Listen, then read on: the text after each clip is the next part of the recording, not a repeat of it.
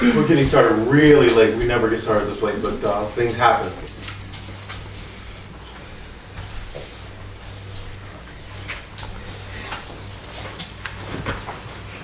What is the first? Does everybody have the first Psalms?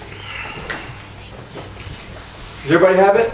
No. If you got it, say I got it. Got it. If you don't have it, either say wait or get with somebody that's got it. Wait. Look at those cheeks. Those cheeks are so red. And what's this baby's name? Sophia. Sophia? Can I hold it? Yep. Oh, look at that. Oh my goodness. Oh my goodness. Look at those cheeks. Somebody's been pinching on those cheeks. It's eczema. No, somebody's been pinching on those cheeks. I know pinched cheeks when I see them. Somebody's been pinching on those cheeks. I know. You're reaching for my glasses, I know. This is my first rodeo. I have 7 kids. Count them.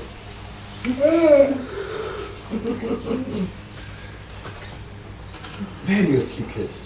Thank you. Okay, baby, I want to set you down, okay? Psalms, the first chapter. Everybody got it? Got it. What's it say? Blessed is the man that walketh not in the Can we read it together in concert? Let's go. Blessed is the man walketh not in the counsel of the ungodly. Read it. Nor in the way of sinners, nor Nor sitteth in the seat of the scornful. but but his delight is in the law of the Lord, And and in his law doth meditate day and night. He shall be like a tree planted by the rivers of water, that bringeth forth fruit in his season. His leaf also shall not wither, and whatsoever he doeth shall prosper. the ungodly are not so, but are like the chaff which wind of the way. Therefore the ungodly shall not Stand in the judgment, nor nor sinners in the congregation of the righteous. for. The Lord knoweth the way of the righteous, but the way of the ungodly shall perish. Well, thank you, 3 of you, for reading. It's going to be one of those kind of days. I got 3 people participating, everybody else is watching. Service is not a spectator sport. Everybody's got to be involved, okay? Let's put our hands together and thank God for being here, amen? Now, let me hear 2 testimonies, and then I want to get into the message. But I do want to always give space to testimony, because that's the way that, as a group, we overcome the devil. It's also a way of, as a group, that we reinforce what we're standing for, what we're fighting for, and what's possible through our Lord Jesus Christ. So, testimonies.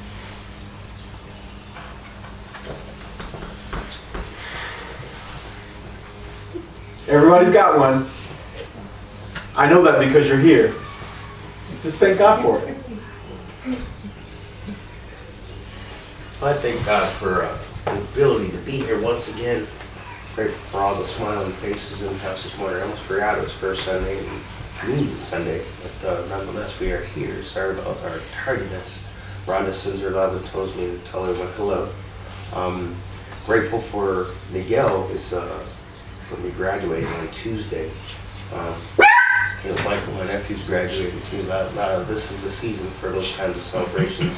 Just grateful for watching, well, Miguel's not here, so I'll talk about this one. Watching this young man grow up into the young man that he is now. I'm grateful for that. Grateful for being able to pass little tidbits of wisdom along to my own children. Rachel, I won't infringe on her testimony, but she, just some of the life lessons that I learned along the way that I'm able to bestow on someone else. When I give them away, it helps me as well, and I'm just grateful for that, because I think one of the verse in the Bible says, "Blessed is he that readeth," and this is he that hear. I forget how to quote exactly, but when our pastor preaches the word, he's being a recipient of that as well. It's not coming from him, it's coming from above and landing on all of us. Continue to pray for me and my family. Amen.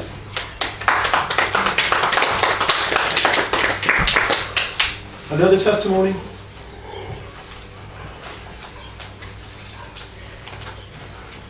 Did you have a testimony? I thought you did. I got one. Hold the phone. God is alive. This week I got a letter from the people who fund the Family Wellbeing Program. And they said that, well, first of all, they sent a letter at the beginning of the year that it was only going to be till June 30th, the funding. And this week I received a letter that it's going to be for the whole year and there's no cutbacks. After they told me it was going to be cut in half before. So this week they said it's going to continue and there's going to be no cuts. Okay. Okay. Amen. Really? Really. Okay, there's an inside line here. Because everybody was all worried about the Family Wellbeing Program. And they got a letter saying that they were only funded for half of the year. And people were ridiculing the program, like, why are you even working here? Because you don't even have funding, and this, that, and the other. And there was much sadness, and there was much travail, and a lot of people were upset, and even Kimberly was anxious. Can I say anxious?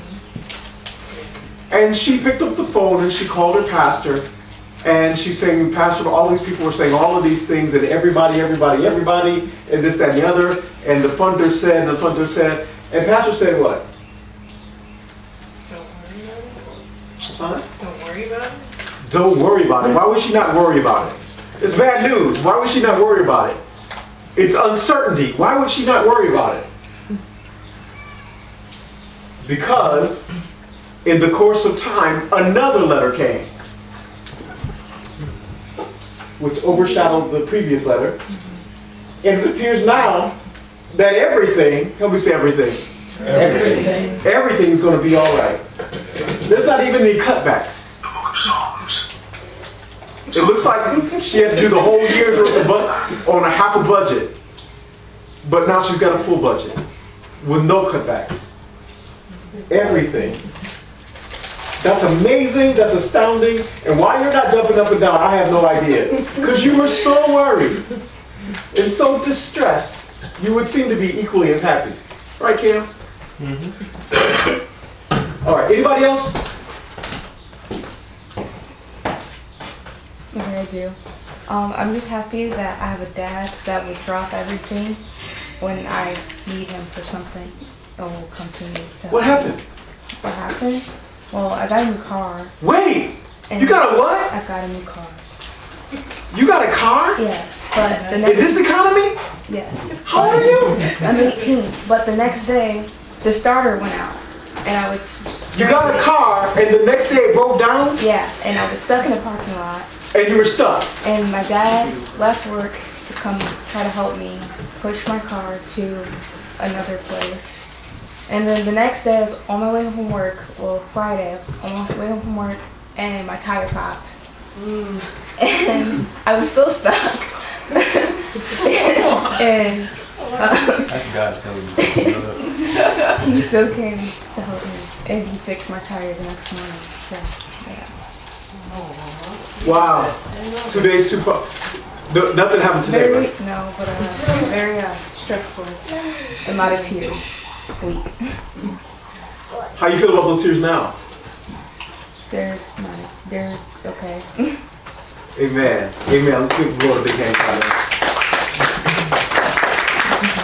Thank you for sharing that. Thank you for sharing that. Listen.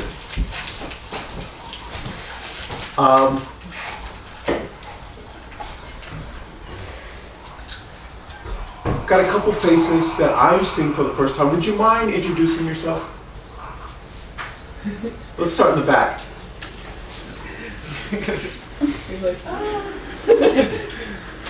Would you mind introducing yourself? You do mind? You want me to introduce you? Yeah. Gracie, introduce you. This is Deontay. You have to speak up. Don't give me that. I said this is Deontay. Deontay. With Dion? Canadian or American, I guess. How do you pronounce it? Deontay. Okay, I like the way you said it. Deontay's a guest of Gracie, and Gracie hasn't been here in a little while, but I'm glad to see Gracie. I'm glad to see both of you guys, okay? For a lot of different reasons, which I won't get into. And Sarah's here again. Sarah was here last week for the first time. Sarah, you want to introduce your family for me? Yeah, this is Shabea, my daughter, Sophia and Nathan. Sophia. Wait, which one's Sophia? Baby Sophia. Okay. And Nathan's the handsome young man sitting to your right. Yeah. Okay. All right. Did I miss anybody? You've been here a lot. Okay. Thank you. Would you be kind enough to turn with me to the book of Genesis, chapter number 38. I'm going to try to be as brief as possible because got a few things to do today. I don't know. I think.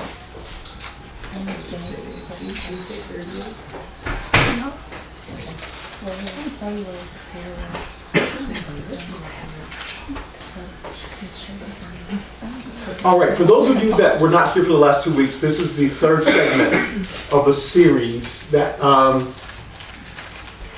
been trying to cover about Tony Braxton's family. You guys been here for the last 2 weeks? All right, some of you are going to have to catch up later.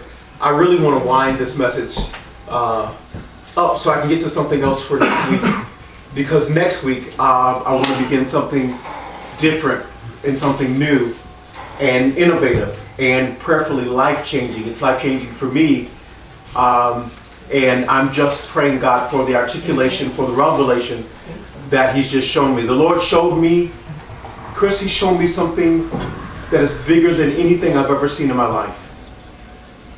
And of course, He's undergirding the revelation with His Word. I'm seeing Scripture come together like never before because He dropped a truth. He gave me a truth that I've never seen before. And my eyes are wide open like, wow, this is amazing. This all makes sense. Like I'm thinking about all the theology, all of the reading and study that I've done over the years. It's all coming together. It's amazing. And I said, Lord, should I preach it or should I just write it? Because I want the world to have this. I maybe want to write a book about it. It's amazing. But you, my family, of course, I want to share it with you guys. Amen? Yeah. So be praying for me this week as I try to put some things together and try to articulate revelation that's new to me, but to make it conveyable to my family. Is that all right? Yeah. Family? Is that all right? Amen. Alexis? I'm going to call you by your name if you don't talk to me now. Okay. So listen, Genesis chapter number 38. As I said, Shabbat, have a seat, sweetie.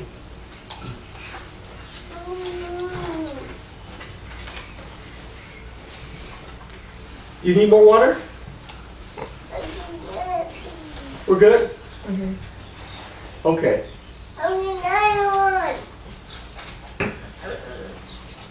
I don't speak Shabbat. What'd she say? She wants another one of these. Okay, later, okay? If you're good, I'll give you another one. Okay?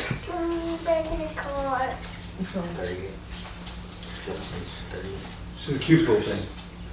So in the book of Genesis chapter 38 is one of the most salacious, one of the most dramatic, one of the most reality TV passages in Scripture.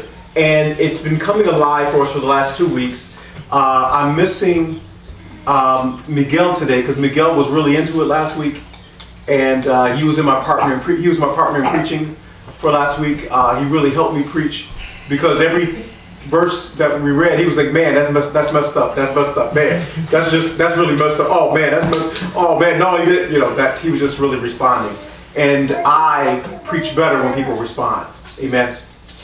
So what I'm going to try to do is just pick up from where we left off a little bit, giving a little bit of background and history about Tamar, who is our central character in this passage.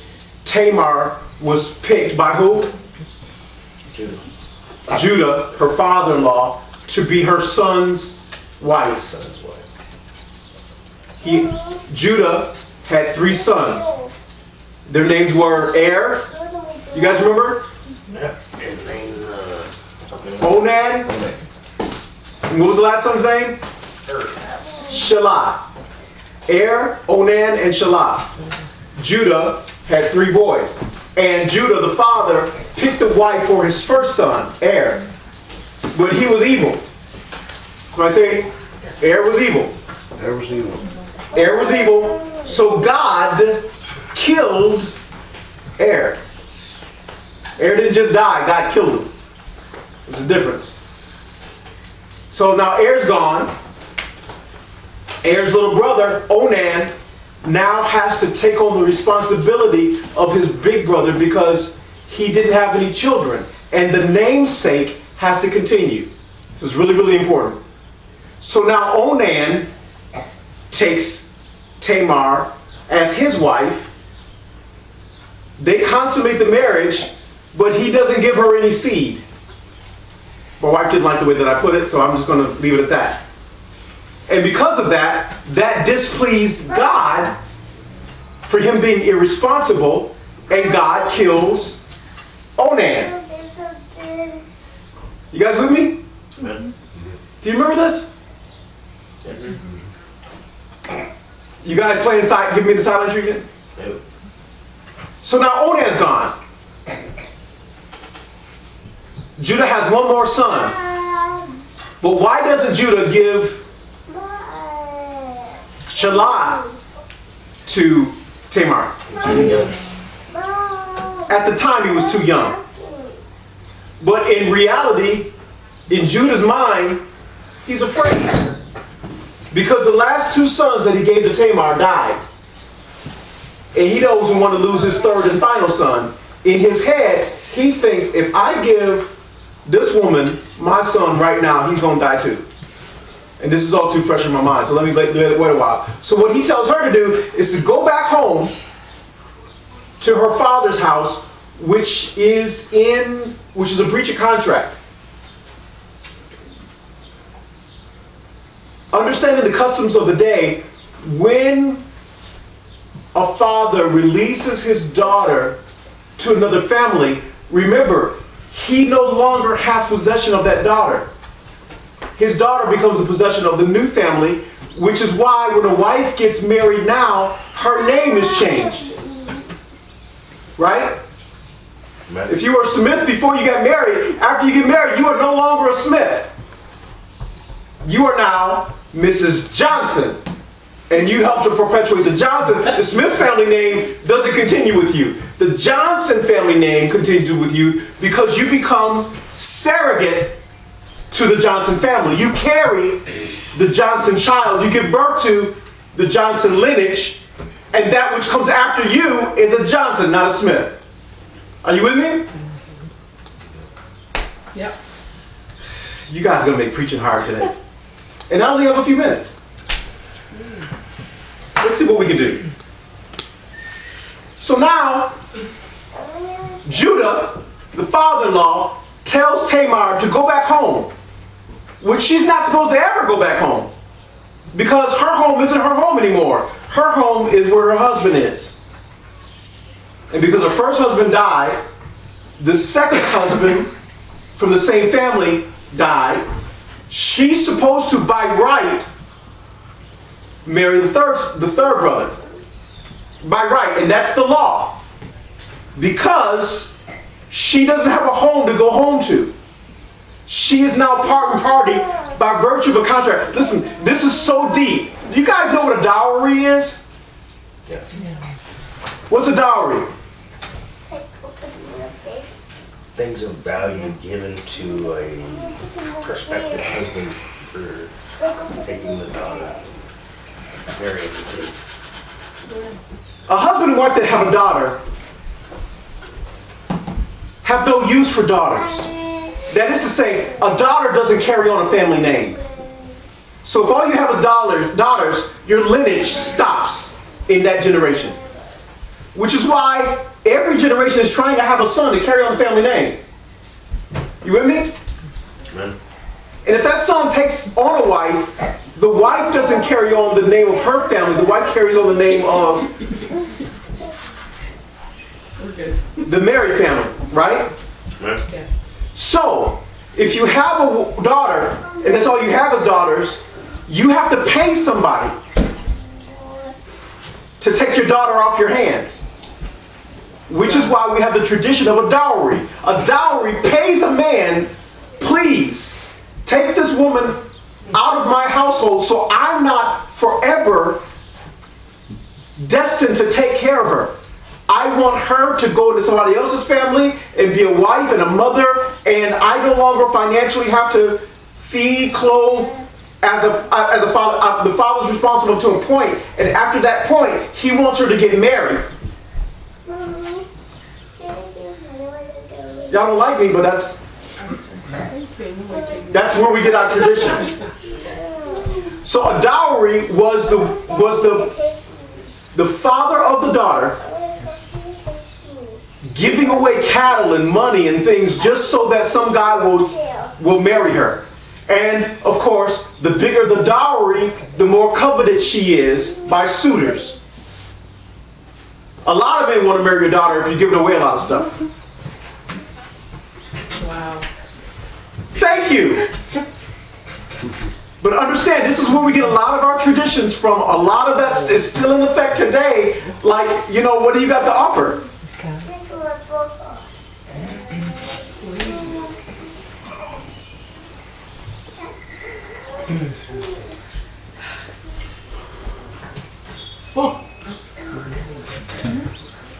So now, because Er died, Tamar's first husband, Onan died, Tamar's second husband, she still has no children, but by virtue of the family receiving the dowry from her dad, she has a right to be a part of this family.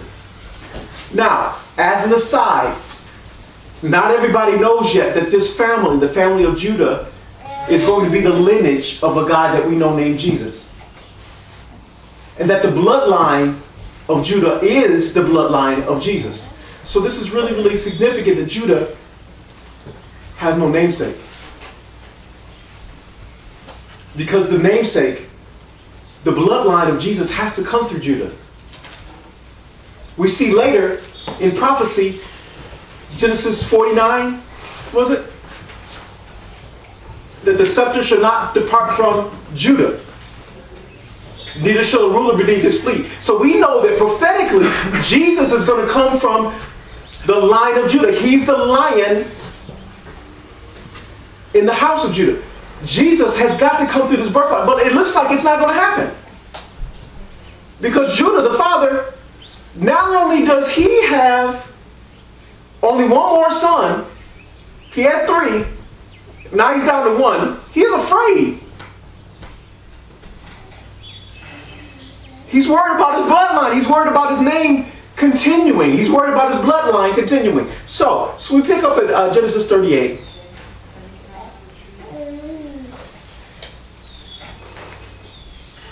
Making a long story short.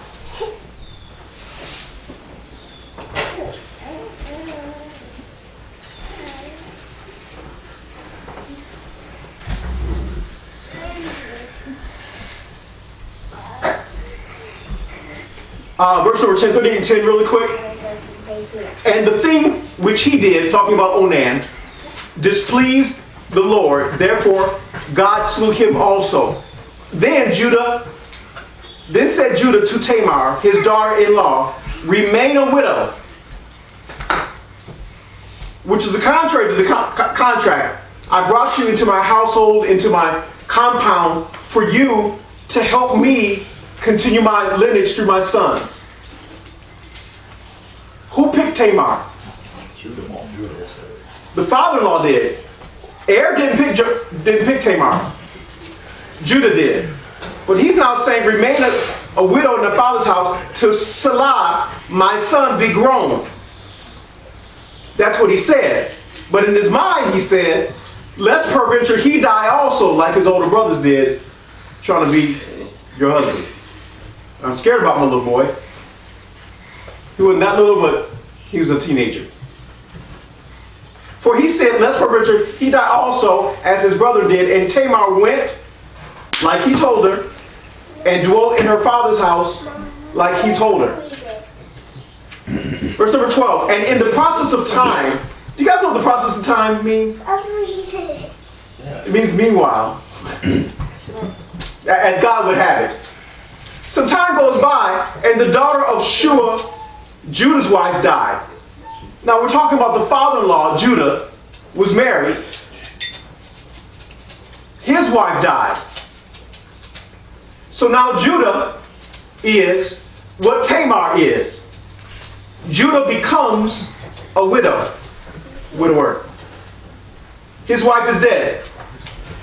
This is extremely significant. Because in the process of time, who moves time? God. You guys are so quiet today. God moves time. Yes. Who controls time? God controls time. Who manages time? God does. Who throws time at you? God does. Who takes time away from you? God. You only have as much time as God gives you. Yes. And when time is gone, it's gone. So in the process of time, Judah becomes a widower. And Judah was comforted. This is significant.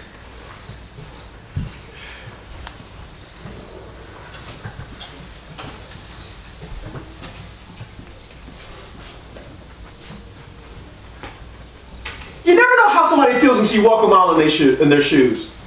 And by walking a mile in their shoes, that means you can't feel what they feel until they know what they know. You don't know what it's like to be a widower or a widow until you become a widower. You don't know what it's like for your husband to die until your wife or your husband, until it happens to you. Right. You can have all of the ethos that there is, all of the feelings that there is to have for a person. Until you feel what they feel, you have to go through what they've gone through. Somebody say amen. Amen. And the reason why all of this drama, all of this salacious stuff is going on and why it's written in the Bible, for you to know that it happened to somebody that's in the family of faith. That's why testimonies are so important. Those of you that sat on it, those of you that didn't say anything, you got to know that people need to know what's going on in your life. Because what's going on in your life is going on in somebody else's life. But you'll never know that until you tell it, until you share it. You don't know what somebody else is going through until you share what you're going through. And then somebody will say, you know what, I'm going through the same thing. Or guess what, I went through even better. I went through the same thing 5 years ago, 10 years ago, 20 years ago. You know what, when I was your age, the exact same thing happened to me. You know what those words do? Encourage. It brings you to a place of encouragement. It makes you feel like, okay, I'm really not alone. And when you're feeling pain and shame and discouragement, and it feels like you're the only one that's going through, guess what? You're not the only one. Touch somebody and say, you're not the only one. You're not the only one. Touch somebody and say, I've been through some things. And if you've really been through some things, say, I've been through some things.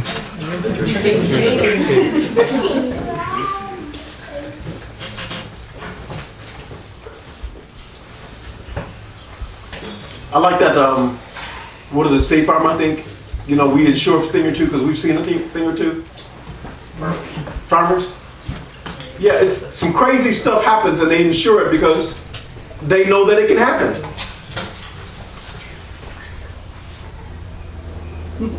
You ever wanted to tell somebody what's going on in your life but you were afraid because you felt like they wouldn't believe you?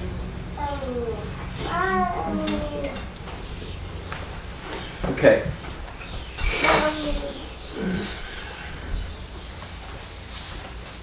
In the process of time, the daughter of Shua, Judah's wife, died, and Judah was comforted and went up to the sheep shearers in Timnath, he and his friend Hira the Adullamite. That means that we were here last week. Although his wife died, he was comforted because he was able to find the comfort of another woman. Every time he went up to shear the sheep, him and his boys got together and they found some comforting young women that took their mind off their troubles.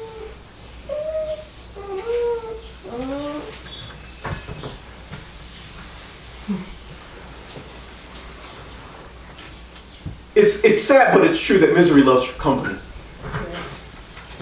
It's sad that it's true that the same thing that you're going through, you tend to find yourself in the company of other people that are going through too.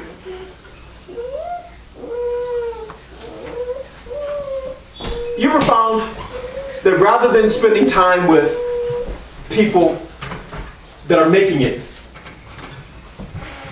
rather than spending time with people that are on the other side of through, you find yourself being comforted by people. If you're sad, you find yourself in the company of other sad people. And it's almost like you want to seek out these people to have coffee or to spend time with, or to get together and watch a movie. And everybody has something pathetic going on in their life. Y'all say amen or ouch. Amen.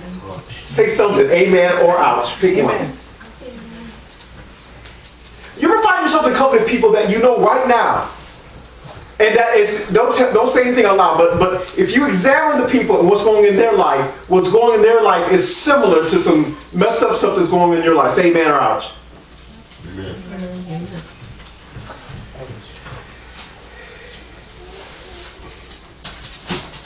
Verse number 13. It was told Tamar, who's at her father's house again, because Judah said to go there and to be a widow. It was told Tamar, saying, behold, thy father-in-law goeth up to Timnath to shear his sheep. So what she does is she develops a plan. She has an idea. Verse number 14 says, she put her widow's garments off from her. You know what color widows wear? Black.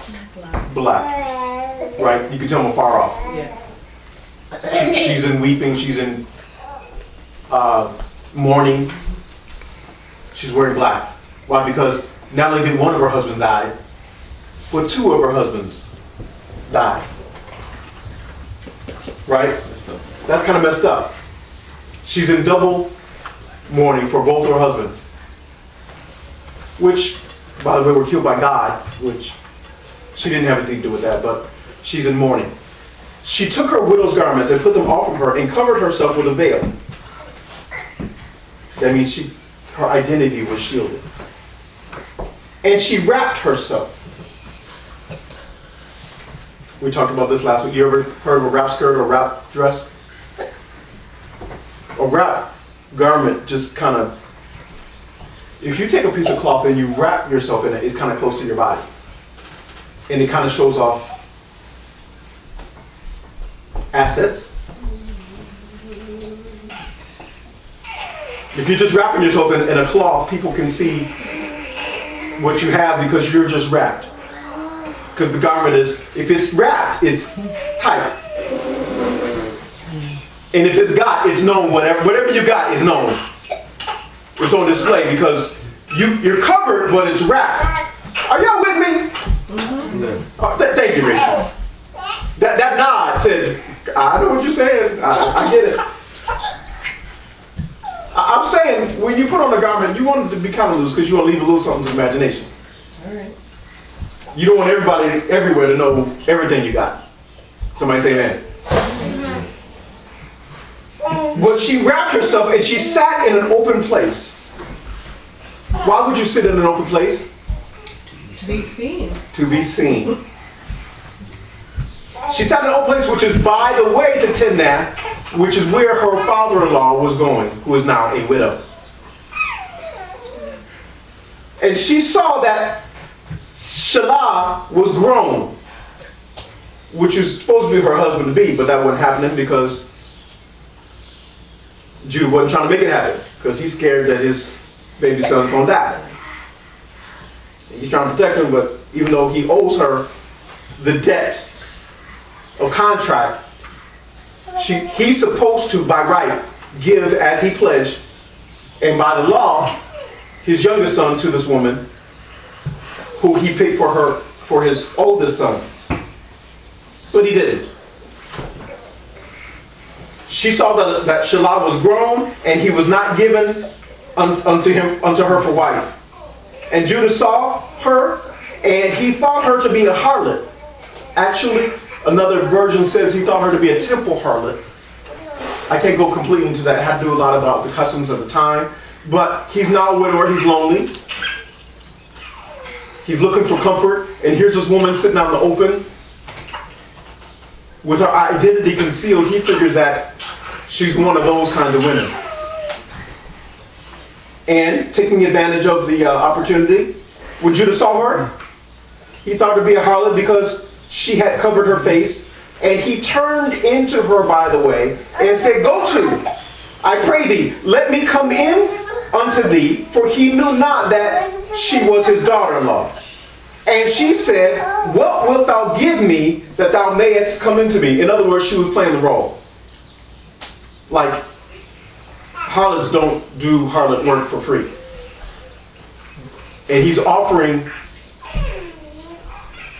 her services to be hired. And she says, "Well, what are you going to pay me?" Right?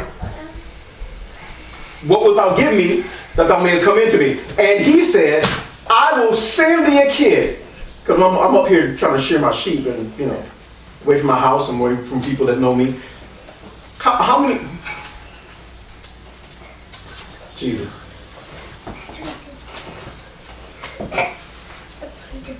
How many know if you're going to do some dirt, do it away from your house? That's lesson number 2. I think the adage goes, you don't poop where you eat. That's not quite how it goes, but That's not quite. that's the gist of it. Okay. If you're going to do some dirt, do it away. Do it out of town where nobody knows you. If you're just going to turn up and turn out and, go for what you know, don't get recognized while you're doing it. If you're going to do bad, Right. do bad all by yourself. Y'all don't like me. I don't know why. You know what it is? That 11 o'clock time, once it starts, we're just behind. And I really wish you guys would help me out here.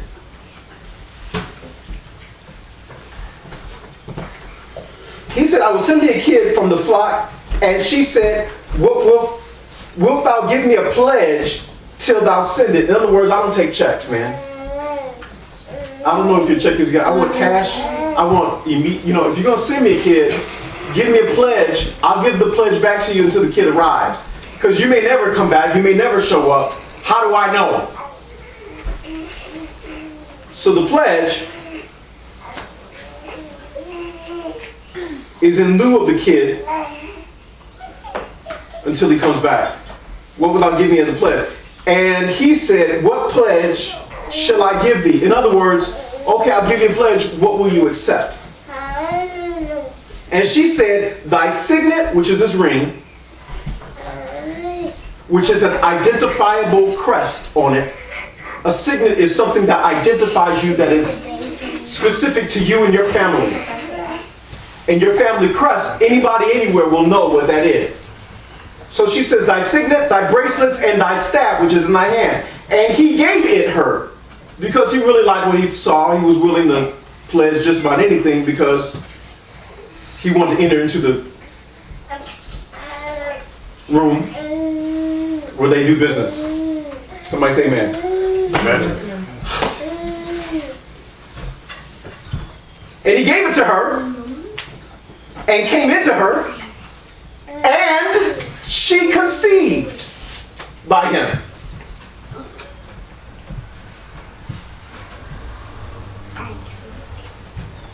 You all be really, really careful those one night stands. Because she conceived after one time being with this man. Right. And she arose and she went away and laid her veil off from her and put on the garments of her widowhood. In other words, she took her wrap dress, went to her father's house, put it off, and put back on her black. Are you with me? Amen. Who's the wiser? Nobody's the wiser. Until... Everybody say 3 months.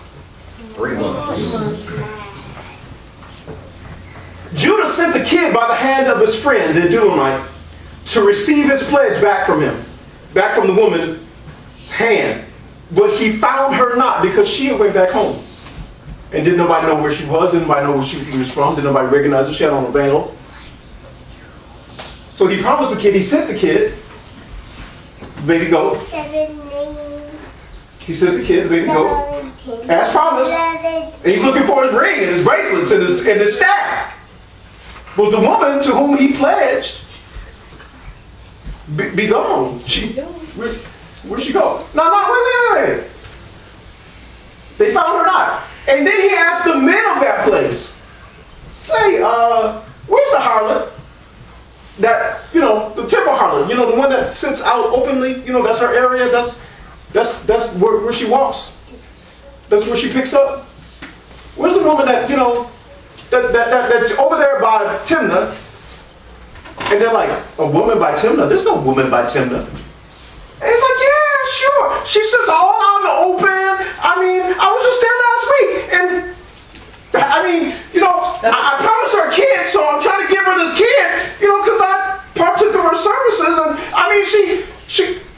it's not like a house or anything, but she's out there in the open. And I was just trying to find out where's she at? Where is? Because she's got my signet and my bracelets and my staff. And they're like, dude, there's nobody that meets that description. We've been living here all of our life. There is no temple harlot or any other kind of harlot in that area, in that region. It's a figment of your imagination. He's like, no.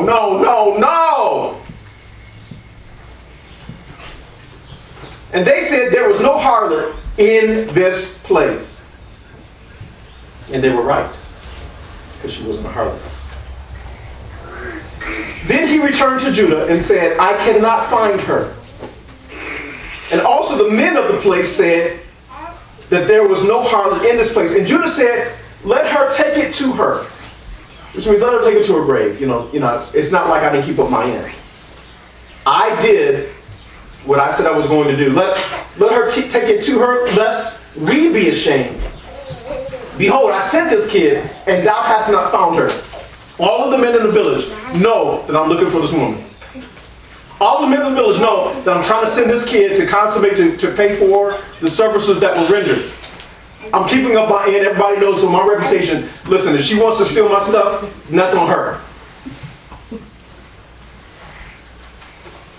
But remember, Tamar has a plan.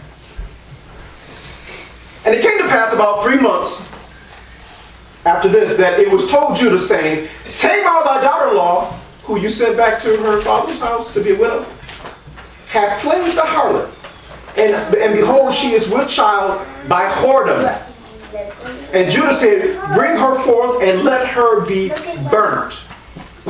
Now, why Judah got so much to say and she's in her father's house? Why does Judah have so much to say and she's no longer living in his house? It's not his house that's bringing any shame, is it? Yeah. Why? Huh? Part of Judah's family. Because she's part of the family because she married. So, how did Tamar get to the family? Judah picked her. Er didn't say, hey, Dad, there's this woman I really, really like. I want to marry her. Judah picked her for his wife.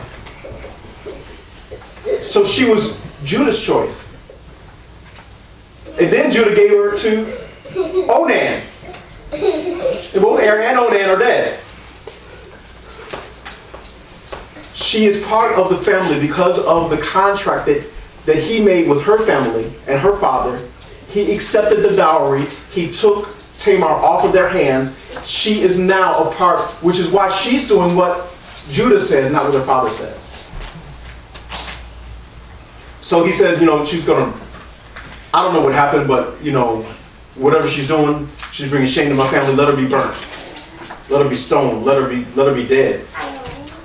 And when she was brought forth, she sent to her father-in-law saying, the man whose these are, am I with child? In other words, I got some things that prove who the father of my baby is, who my baby daddy is.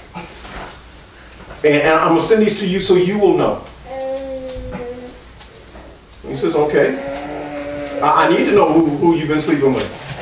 You know, this is messed up. You know, you my daughter-in-law, and 2 of my sons are dead, and I told you to wait to be a widow, and you out there getting ahead of everything and everybody, making up your own mind and getting back in the game, and you're supposed to be waiting till Shelah is old enough.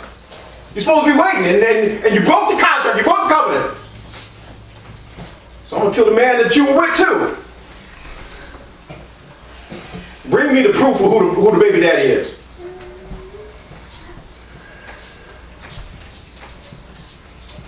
And she said, discern, I pray thee, verse number 25, whose these are, the signet and the bracelets and the staff. And Judah acknowledged them. He recognized them. He identified them and said, you know what, not only are these familiar, these are mine. It was just 3 months ago. And he said, she hath been more righteous than I, because I gave her not Shelah my son, and he knew her again no more. That is to say, he didn't say, okay, I'm a widow or you're a widow, I might as well marry you. He said, you know, what you deserve, what you had a right to was the seed of my family. You had a right to my bloodline. And what you did was more righteous than me, because I was supposed to give you access to my bloodline, and I didn't do that. So because you got it directly from me, you weren't wrong. You weren't in the wrong. And I'm embarrassed because I didn't do what I was supposed to do. So rather than stoning you, what I'm going to do is protect you as bone of my bone, flesh of my flesh, because you are a part of my family. Judah acknowledged him, and he said, she'd been more righteous than I, because I've given you Shelah, my son. And she knew him again. He knew her again no more. And it came to pass, in the time of her travail, 6 months later, behold, twins were in her womb. I need you to understand that when you suffer for righteousness' sake, God is going to give you double for your trouble. When you find yourself empty and wanting, but you stay righteous, you don't go out and do the wrong thing, but you stay righteous, God is going to give you double for your trouble. Because God's name is El Shaddai. He's a provider. And if you find yourself without, you cannot be righteous and be without for long. Now somebody will say, and here's where my theology differs from a lot of other preachers. Somebody will say, well, why am I wanting in the first place? I'm righteous. I've been righteous. Why are they doing me wrong in the first place? I'm the one that's right. Everybody else on my job is stealing from the company. I'm the only one that's not stealing. And I'm the one that they talk about firing. I'm the one that deserves a raise more than anybody else. Everybody else is stealing time and copying their time cards and doing all wrong. Everybody else but me. I'm the only one right. If you're the only one right, stay right, because God will give you double for your trouble. Are you listening? I don't care what everybody else is doing. I don't care how many other people around you are doing. When you do right, right is going to come to you double for your trouble. Amen. Won't put your hands up and give God praise.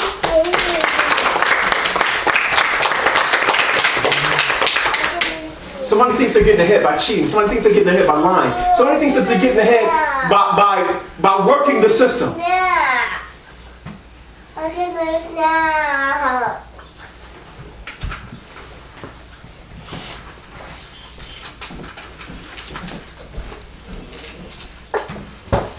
God says this, but he doesn't say it to everybody. He only says it to people that are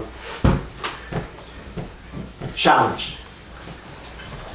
Righteousness becomes challenging because sometimes it looks like righteousness doesn't pay. Righteousness is challenging because it looks like people that look like they're getting away with stuff look like they're getting away with it. Doing wrong seems easy. Doing right seems difficult. But if you're doing right, keep doing right, because the Bible says, if you are not weary in well-doing, you're going to reap what you sow. You're going to reap a harvest where everybody else is getting a piece of fruit. You're going to reap a harvest. A harvest means not only do you have enough for you, but you have enough for other people and other families because you were being righteous. I want to be an encouragement to somebody this morning. Because righteousness is a lonely job. It's a lonely job. It may seem like you're the only one that's going to church. It may seem like you're the only one that doesn't curse. It may seem like you're the only one that doesn't drink or smoke. It may seem like you're the only one. If that's what it takes to be the only one. Because being the only one for God means that you're going to reap double for your trouble. Here's Tamar that was done wrong. She was the wife of Er. Er didn't do right. He died. He was killed. She was the wife of Onan. He didn't do right. God killed him. She was supposed to have a husband. She was a pretty girl.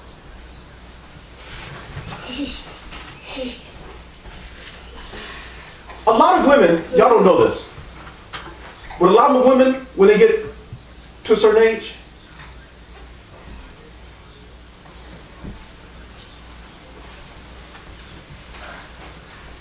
I don't even know how to do this.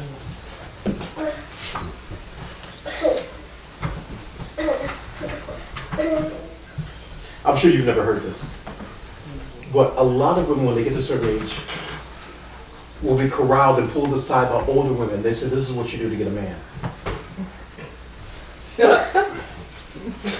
you all don't know this. You never heard this before. But this is what you do.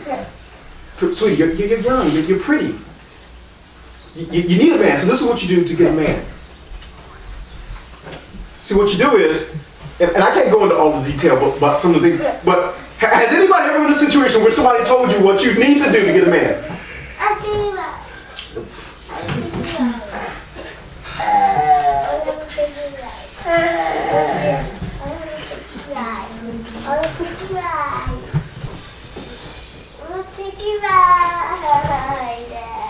See, the problem with men is they won't do right. Yeah, I said it. So in order to get a man to do right, you got to trick him. That's what they'll tell you. Wow.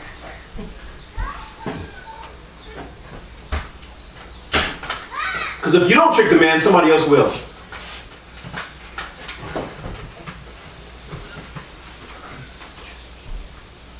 As soon as he thinks that you're pregnant, as soon as he thinks that you're with child, as soon as you got some leverage on him, then he'll get serious. Then he'll get committed. Then he'll marry you. Say amen or ouch.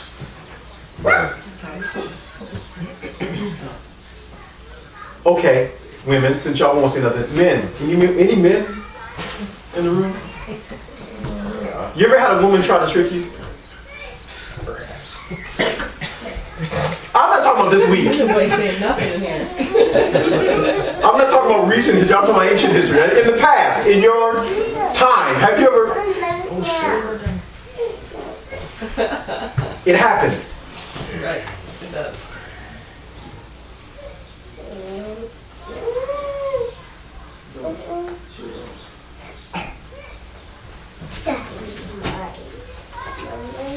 There is a wisdom that the world has that if you follow it, all you will have is the temporary expiration of anything that comes out of the world. Anything that comes out of the world has an expiration date.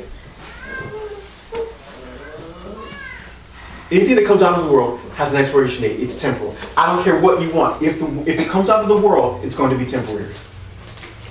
Anything that you want that comes from God is going to be permanent. Because things that come from God, things that come from an eternal place are eternal. Are you with me? Right.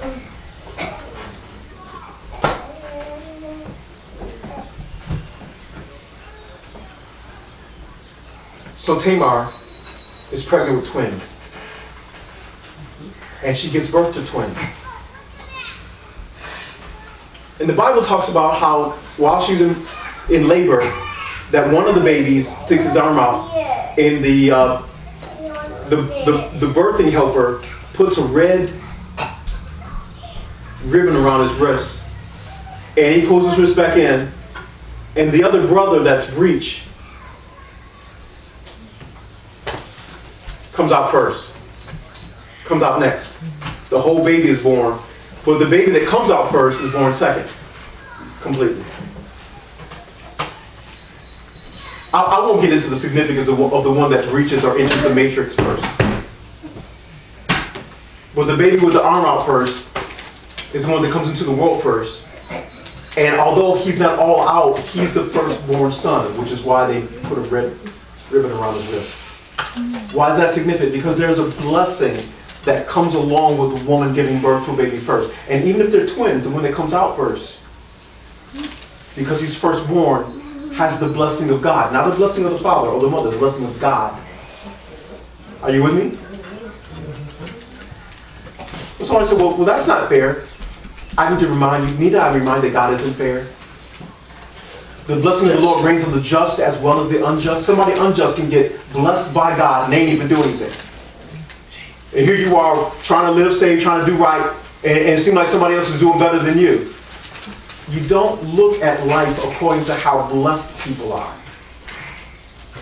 I can give anybody $20. I give anybody $20. I can give anybody in this room $20. But who's your child? Who do you have a relationship with? Huh?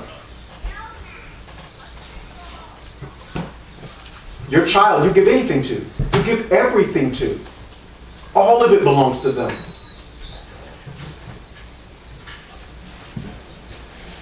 So Terry Mark gives birth to twins. Their names. Let me just read this real quick.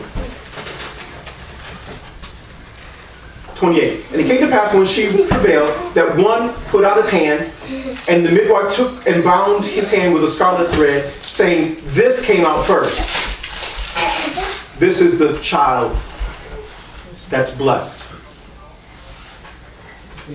And it came to pass as he drew back his hand that behold his brother came out, and she said, "How hast thou broken forth? How did you get past your brother? This breach be upon thee." Therefore his name was called Pharez.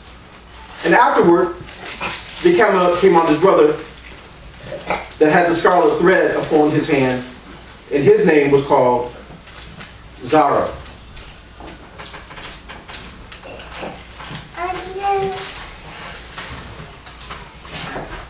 Give me the book of Matthew.